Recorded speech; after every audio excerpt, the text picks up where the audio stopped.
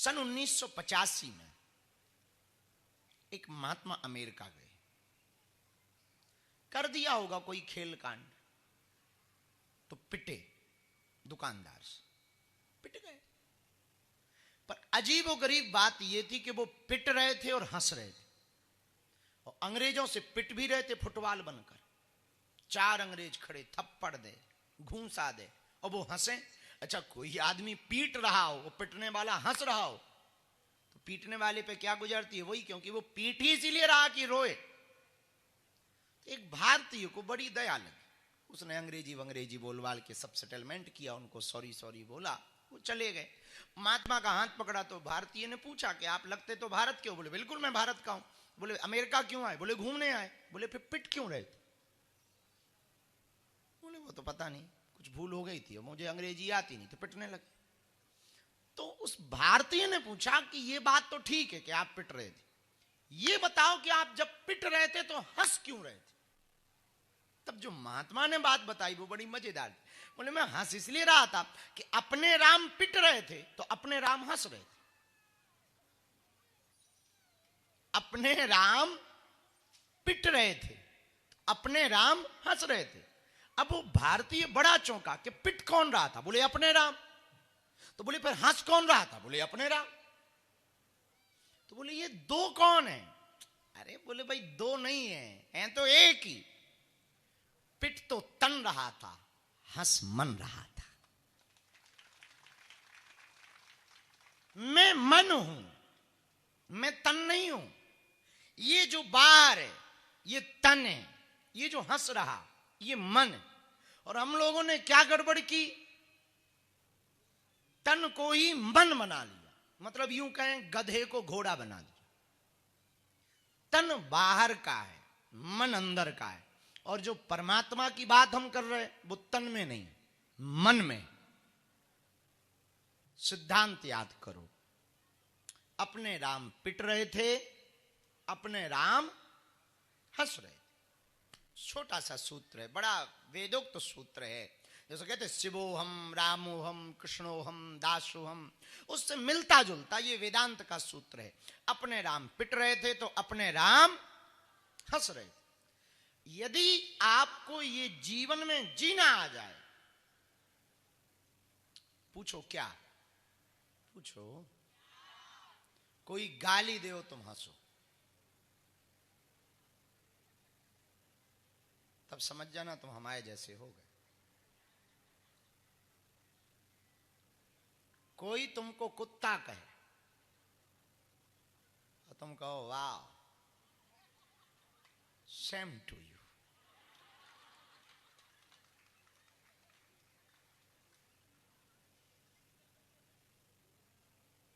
पर कोई तुम्हें गाली दे, फिर देखो जो तुम्हारे अंदर से महापुराण फूटता है। आहा, मानो पीएचडी कर रखी। एक आदमी हमको मिलने आया कोरबा का, बोला हमको आप संस्कृत सिखाइए। हमने कहा क्यों? बोले हमने सुना है स्वर्गलोक में संस्कृत बोली जाती, शायद गए तो प्यासे मर जाएंगे, पानी ना मांग पाएंगे यदि संस्कृत ना सीख पाए तो हमने कहा जरूरी थोड़ी कि तुम स्वर्ग जाओगे, यदि नरक गए तो? बोले उसकी टेंशन मत लो, गालियों में हमने पीएचडी कर रखी। तो हमने पूछा कहां के हो?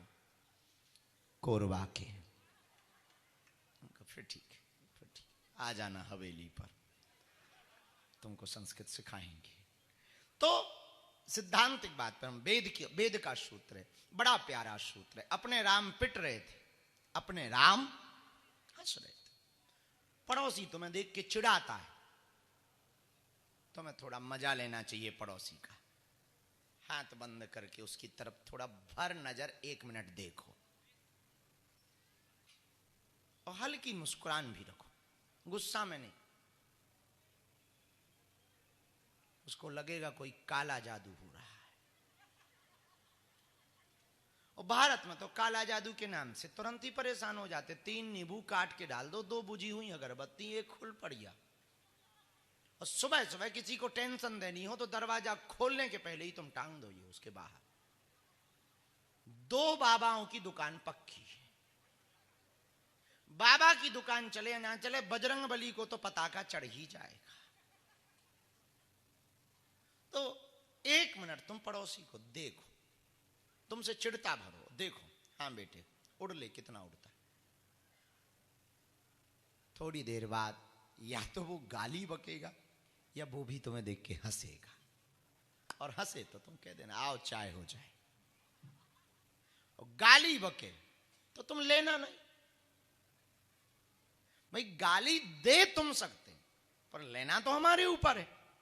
चिपकती है नहीं कि भाई चिपक गई, गाली दे रहा है तो दे दे भाई, लेकिन तुम भी कहां कम हो। कोई गाली दे दे तो, भारत में रहते हैं हम लोग, यहां कोई धक्का नहीं दे सकता, धक्का के बदले मुक्का दिया जाता है, गाली के बदले तो महागालियां निकलती। अच्छा जीभ भी बड़ी खतरनाक, कभी जीभ को, यहां तो नहीं, हाथ धोना पड़ेगा, कभी हम तो धो लेंगे, जीभ को आप चेक करना जरा शीशा के सामने, एक भी हड्डी नहीं है जीभ में, लेकिन 33 हड्डियां तोड़वाने की क्षमता रखती है। कितनी होती हैं? 300, 233, 6। हमारी गणित बड़ी ऊंचे लेवल की है, और विज्ञान तो हमारा पहुंचा हुआ है। विज्ञान ने तो हमसे क्षमा ही मांगी थी कि कृपा करो अब हमें आप पढ़ो ही मत, और स्कूल में तो हम पढ़ने ही नहीं जाते थे, बचपन से ही महापुरुष हुए, हम तो जन्मजात महापुरुष। हम जिस स्कूल में पढ़ने जाते थे हमारे मास्टर कहते थे क्षमा करो आप ना आया करो, क्योंकि हम जिस क्लास में बैठते थे सबका भविष्य शुरू कर देते थे बताना। तो क्या 9वीं हो क्या 10वीं, सब हमारे, और सब बच्चे बच्चियां आ जाते थे कि जरा बताओ, हम भी कह देते तुम्हारा मैथ में गड़बड़ी चल रही है, बड़े कम नंबर आने के आसार हैं। तो जब 9वीं 10वीं इकट्ठी हो जाती तो स्कूल में हल्ला हो जाता था कि बाबा आ गया, तो प्रिंसिपल को भी पता लगता था कि आ गए साहब, तो खबर आती थी कि आपको ऑफिस में बुलाया गया। तो हम जाते थे, वो कहते थे आप फिर, हमका नाम लिखा, हमारा स्टूडेंट हैं हम, तो वो कहते थे आपको पढ़ने की आवश्यकता नहीं। तो हम कहते थे हमारा नाम कट जाएगा, बोले आपका कट ही नहीं सकता, तो बता देते कि आप घर जाओ। भगवान की बड़ी कृपा है, आज तक फेल नहीं हुए, 12वीं पूरी रेगुलर की, पास हुए। और मजेदार बात, भाग्य को तो भूत कमाते, मजेदार बात यह कि 12वीं में अपन स्कूल टॉप आए, मतलब मास्टर खुद हमसे पूछ रहे थे कि ये हुआ कैसे। हमने मास्टरों से पूछा ये तो हमें भी पता नहीं है, हमने आर्ट ले रखी थी तो उसमें तो कह रहे थे कि लिखना है, क्वेश्चन पढ़ के अपन अंदाजा लगा ही लेते हैं कि क्वेश्चन मांग क्या रहा। इतना लंबा उत्तर लिखते थे, अब जिसने जांचने वाले ने पढ़ा हो पता नहीं, हमें पढ़ा तो हो गई, नंबर तो दिए ही हैं, 74% बनाई अपन। बताइए तो, इसको कहते हैं भाग्य को भूत कमाना। हाँ, तो 206 हड्डियां शरीर की तोड़वा सकती है जीभ, इसमें बल्कि एक भी हड्डी नहीं, पर तोड़वा सकती है।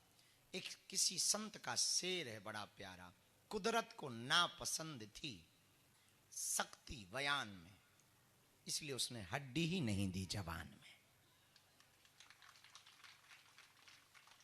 परमात्मा को नापसंद है शक्ति, इसलिए आज की रात में हम बहुत ज्ञान की बात नहीं कहेंगे, पर इतना कहेंगे, कोई तुम्हें भला कहे बुरा कहे, तुम उसकी बातों में बहुत मत आना। कोई तुमको बहुत अच्छा आदमी कहे, समझ जाना कोई ना कोई उसे काम निकलवाना, और कोई बुरा कहे, समझ जाना इसका कोई तुमसे काम नहीं। इसलिए ना बुरे के झंझट में पड़ना, ना भले के। कोई गाली दे, रात को सोने के पहले सेम टू यू बोल देना और सो जाना, बस कहानी खत्म। उससे 2 फायदे होंगे। पूछो क्या? अरे पूछो तो। पहली बात तो आपकी गालियों की रिपीटेशन कम हो जाएगी। दूसरी बात, जब कुछ नहीं बोलोगे तो आपसे ज्यादा टेंशन में वो रहेगा जो गालियां सुनने के लिए गाली दे रहा था, या आखिर ये बोला क्यों नहीं। और कभी कभी उसको थोड़ा सा परेशान करना है तो नींबू मिर्चा लेकर के उसकी तरफ ऐसा हाथ कर देना, बस 1 मिनट देखना, कुछ बोलना नहीं, शर्त ये है। वो हो सकता है जूता निकाले, कुछ भी कर सकता है, वो तो गाली देगा और फिर तुम कुछ बोलो ना तो और भड़बड़ाएगा, और भड़बड़ाएगा, तुम फिर ऊपर से उसकी तरफ नींबू दिखाओ और भड़बड़। नींबू ना भी दिखाना तो हनुमान जी दिखा दें, कुछ दिनों में वो समझ जाएगा इससे बहस करना बेकार है और आप टेंशन फ्री हो जाएंगे। हो सकता वो आपका मित्र बन जाए, मित्र ना भी बने तो शत्रु ना वो रहेगा। इस बात का अर्थ ये है इस पूरी प्रवचनों का, हमको किसी को भी प्रतिक्रिया नहीं देनी। महान वो नहीं है जो बदला लेना जानते हैं, महान वो हैं जो बदलाव करना जानते हैं। बालाजी महाराज के कृपा पात्र बागेश्वर धाम पीठाधीश्वर परम पूज्य धीरेन्द्र कृष्ण शास्त्री जी महाराज का पावन संकल्प।